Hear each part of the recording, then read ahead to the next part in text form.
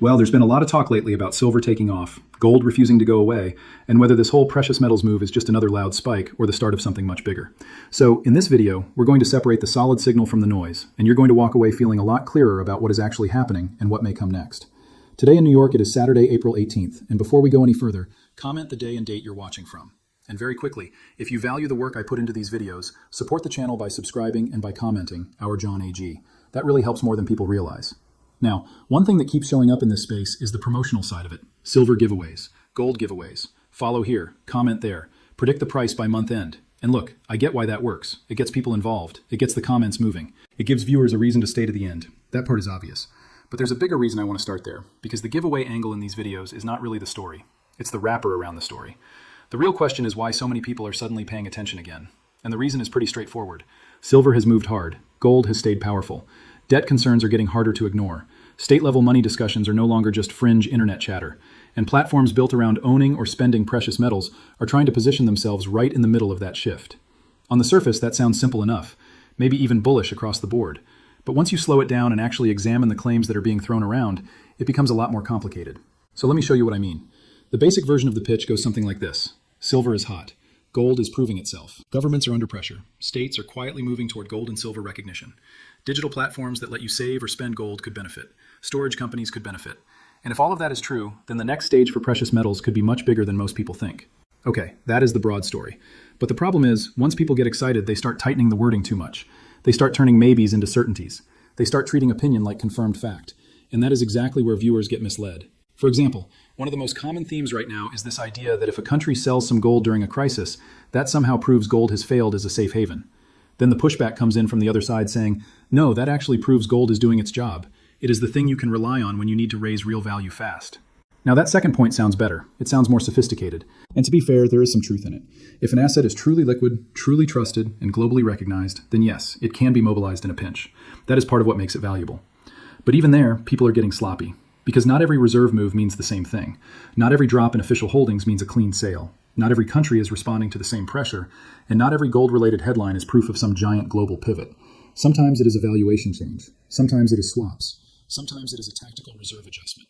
Sometimes it is politics wrapped around central bank language. And sometimes, frankly, it is just bad interpretation. So if you hear somebody say, all these countries are dumping gold, slow down. That is not the clean picture. Based on recently published numbers, official sector activity has actually remained pretty active on the buying side overall, and Poland in particular has still been one of the most aggressive buyers over the last stretch, even while political debate around using gold-related gains for defense spending has gotten louder. That is a very different statement from saying Poland has simply thrown open the vault doors and started unloading metal. It hasn't. The latest public updates point to a much messier reality, and that matters because when a story is built on shaky examples, it may still sound convincing, but the logic underneath it starts to wobble. Turkey is another good example. People compress a complicated reserve story into one clean sentence, and suddenly it becomes, they sold a huge chunk of gold to defend the currency. But when you actually look at the recent reporting, part of that move involves sales, part of it involves swaps, and part of it was just the market value of reserves dropping as prices moved. Those are not the same thing. If you lump them together, you can make the number sound a lot more dramatic than it really is. Russia is similar.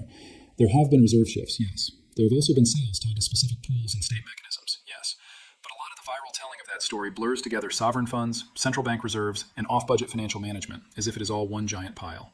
It is not. And when people blur categories like that, they are not giving you analysis. They are giving you mood. So here's the cleaner way to say it. Some states and institutions do use gold when pressure rises. That does not mean gold is broken. It also does not mean every scary headline proves a full-blown monetary emergency. Both extremes miss the point. And the point is this.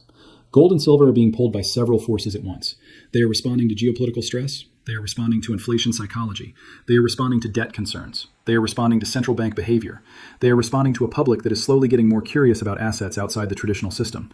And silver, more than gold, is also responding to very specific supply and demand pressure that has nothing to do with social media narratives. That last part is especially important right now.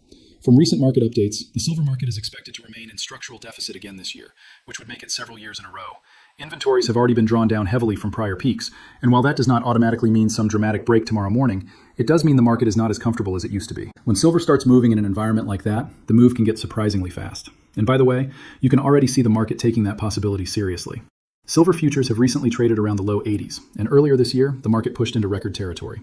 That is not a sleepy metal anymore. That is a market telling you liquidity is thinner, sentiment is more aggressive, and short-term price discovery can get violent.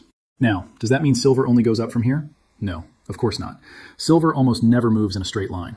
It surges, it shakes people out, it consolidates, and it confuses both bulls and bears. That has always been part of the deal. But it does mean something important. The metal is no longer moving quietly in the background while only a niche audience watches.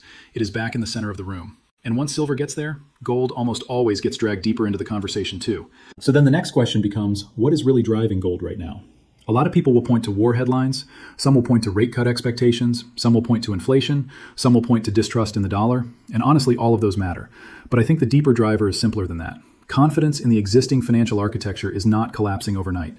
It is being slowly shaved away around the edges. That distinction matters. Because if you tell people the dollar is finished tomorrow, you sound dramatic and unserious. But if you say more people are looking for a parallel form of protection because they no longer feel as secure relying on one system, that is a lot closer to reality. Look at the debt picture. The total U.S. debt load is now sitting around $39 trillion. That number has become so massive that people almost stop reacting to it. It just sounds like wallpaper. But it is not wallpaper. It interacts with deficits, rollover needs, interest costs, foreign demand, domestic politics, and monetary expectations all at once. According to the latest publicly available budget outlook, the federal deficit this year is projected to stay close to $2 trillion. Net interest costs continue to eat a bigger share of the fiscal story. And over the next several years, deficits are expected to remain unusually large compared with long-term norms.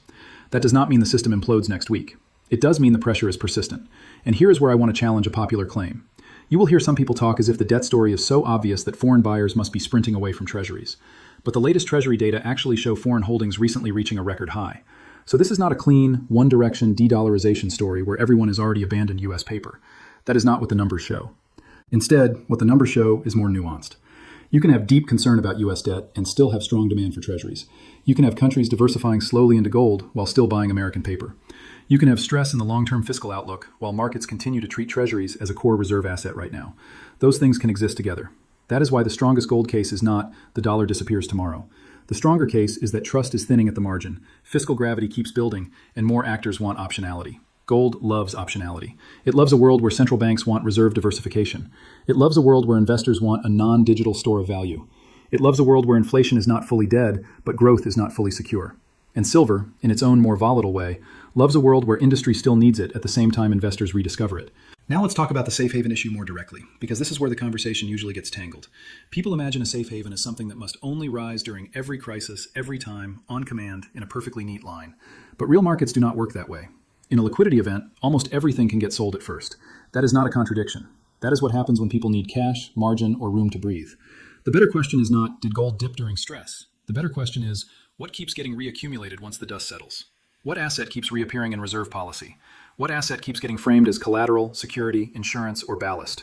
Gold keeps showing up there, and silver is increasingly being pulled into that orbit, though for somewhat different reasons, because silver has the added industrial layer. Solar demand, electronics demand, grid spending, defense-related applications, and broader electrification trends all matter. Even when industrial demand cools temporarily, the structural use case has not gone away. So silver sits in this interesting place where it can trade like a monetary metal, an industrial input, and a speculative rocket all at the same time. That combination is why silver can be so frustrating and so explosive. Now let's circle back to the promotional interview structure that showed up in the source material, because there is another layer there worth unpacking.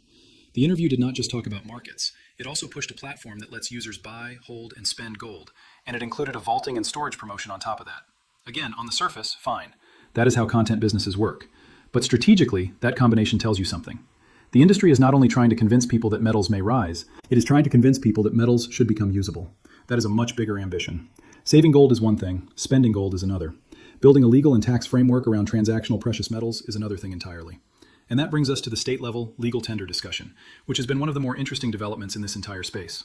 There is a real trend there. That part is not fiction. Several states have passed or updated laws recognizing certain forms of gold and silver legal tender, and Texas, Louisiana, Arkansas, Florida, and Utah all have relevant developments on the record. In Texas, lawmakers have moved toward a transactional framework tied to gold and silver through the state's bullion depository structure. Louisiana and Arkansas have already codified recognition language. Florida has advanced its own legal tender regime, subject to rulemaking and ratification steps. Utah has kept pushing into precious metals-backed payment architecture. So yes, there is something real happening. But here's the part people flatten too much. Recognizing gold and silver in state law is not the same thing as making them everyday money by next month. It is not the same thing as eliminating all tax friction. It is not the same thing as solving merchant adoption, and it is definitely not the same thing as replacing the dollar. What it does show is political intent. It shows that the conversation has moved out of the purely theoretical bucket. It shows that some states are actively exploring alternatives, or at least supplemental systems, inside the constitutional and regulatory space they believe they have available. That is meaningful. The Constitution point also gets used in a simplified way. People often say the Constitution says states can only make gold and silver legal tender. Period. End of story. As if that alone settles every modern implementation question. It does not. The constitutional text is real. The legal interpretation around how modern transactional systems interact with federal law, payment rails, tax treatment, custodianship, and compliance is where things get much more complex. So when someone tells you this trend is already finished and settled, no, it is not finished. It is emerging. And in my view, that actually makes it more interesting, not less. Because once a legal framework starts developing, even imperfectly, entrepreneurs, payment companies, and custody providers begin building around it. They test consumer demand. They build interfaces. They figure out how people actually want to use the product. And sometimes the market tells them the idea is ahead of its time. Other times the market tells them the timing is finally right. That is the real significance of these gold spending platforms. Not that they have already changed the monetary order, not that they are guaranteed winners, but that they are probing a real opening in the market. If trust in fiat management continues to erode at the margin, and if state-level experimentation continues, and if people get more comfortable holding allocated metal in app-based form, then the bridge between investment gold and transactional gold becomes a lot more plausible than it used to be. Now, I do want to add one important caution here, because this is where pitch material tends to glide right past reality. Current federal tax treatment is still a major obstacle. People like to say that if gold is treated as legal tender in a state framework, then converting in and out of it should not trigger capital gains issues. That is an argument, maybe even a reasonable policy argument. But right now, under federal tax treatment, gains on collectibles like coins can still carry a higher maximum tax rate than standard long-term capital gains. So do not let anyone talk you into believing that problem is already solved. It is not. That does not kill the idea. It just means the implementation story is still early. And honestly, that is a recurring theme through this entire space. Early, partial, emerging, real, but not finished. Now, let's come back to the macro side, because the interview also raised the possibility of much higher gold prices over the next few years. I'm not going to give you some cartoon target and pretend it is destiny. I think that kind of talk gets too easy, too fast. But I will say this. If you combine record-level debt, persistent deficits, continued central bank interest in gold, a public that is rethinking cash-like safety, and policymakers who still have every incentive to lean on financial engineering, then it is not hard to understand why gold has remained so strong. Even the stablecoin piece fits into this more than some people realize. Treasury advisory discussions have openly acknowledged that greater stablecoin issuance could create more demand for short-dated treasury paper. That does not mean stablecoins are some secret rescue plan. It means policymakers are aware that new pools of demand for bills matter. And if markets increasingly rely on fresh mechanisms to absorb government paper at the front end, that tells you the financing conversation is evolving. Again, that is not proof of imminent disaster.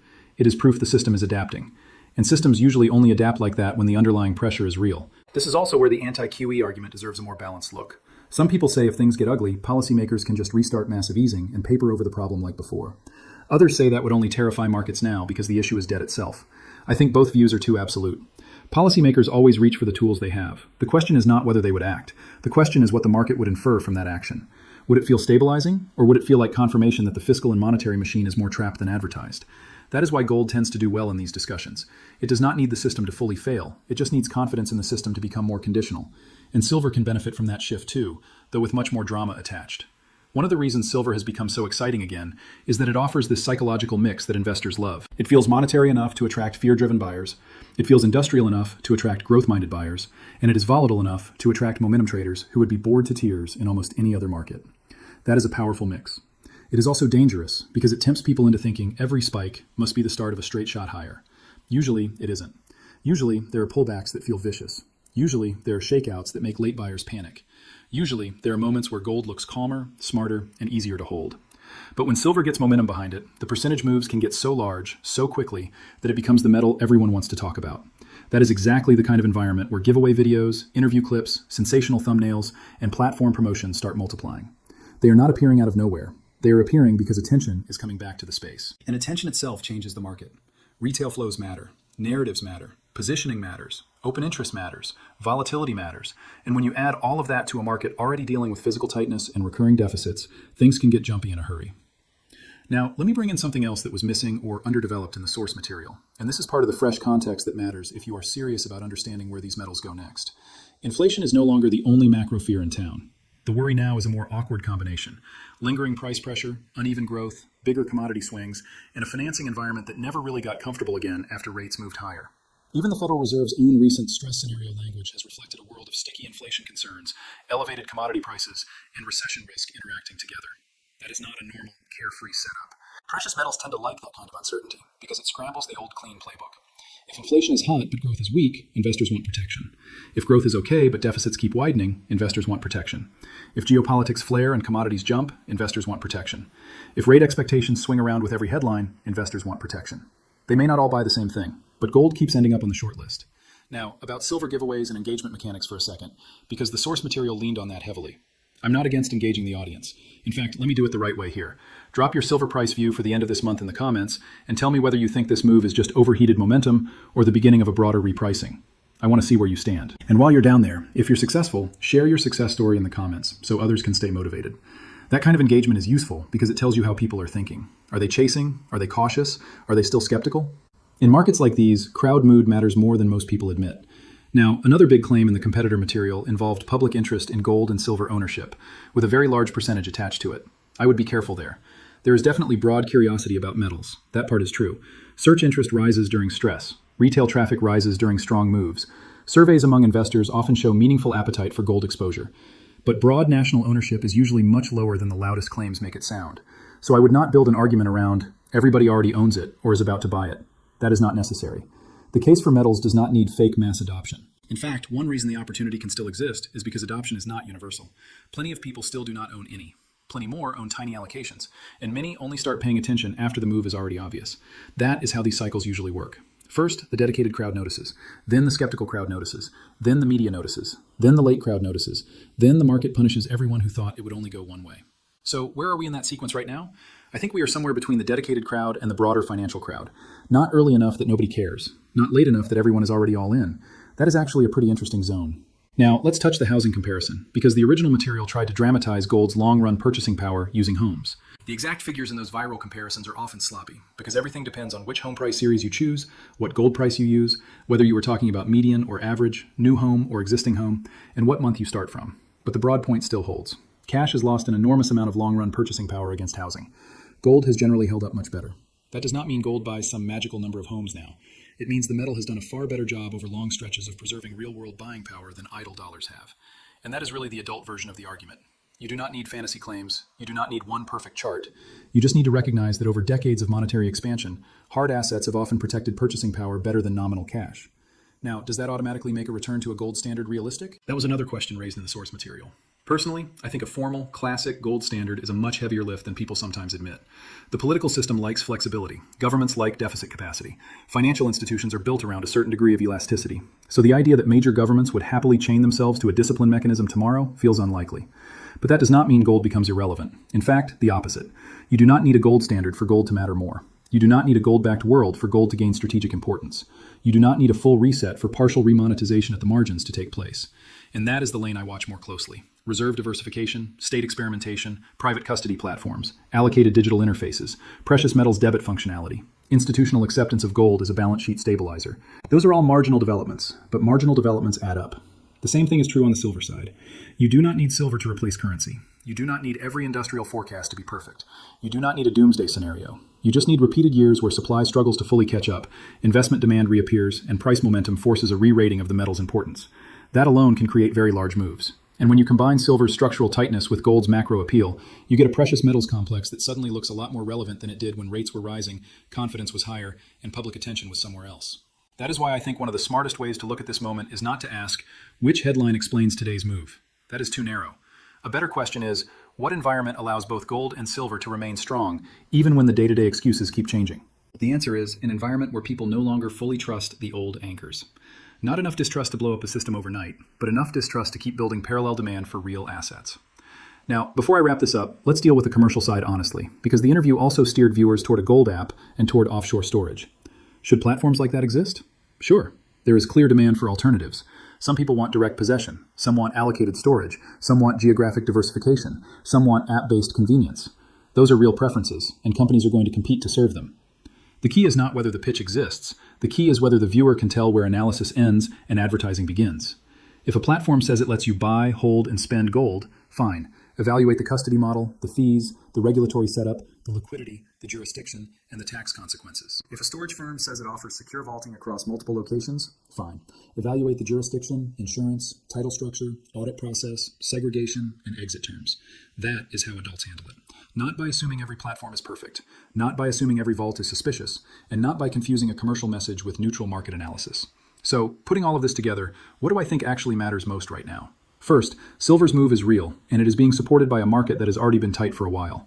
Second, gold's strength is not just a fear trade. It is also a reserve diversification story, a fiscal confidence story, and a monetary optionality story. Third, the U.S. debt problem is serious, but it is not playing out in a cartoonishly simple way. Foreign demand for treasuries is still strong, even while long-run confidence questions keep building. Fourth, state-level precious metals legislation is real, but people are overstating how complete and frictionless that shift already is. Fifth, the commercial ecosystem around gold and silver is expanding because the market senses opportunity, not because the monetary system has already been replaced. And sixth, maybe most important, you do not need every extreme forecast to come true for metals to keep doing well. That is the trap a lot of viewers fall into. They think if the most dramatic version of the story turns out false, then the whole thesis dies. No, that is not how this works. Gold does not need a total dollar collapse. Silver does not need a permanent squeeze. States do not need to abolish taxes tomorrow. Platforms do not need to become universal overnight.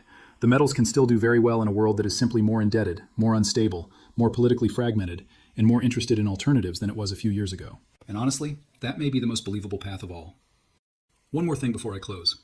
I want you to think carefully about where the next wave of attention comes from.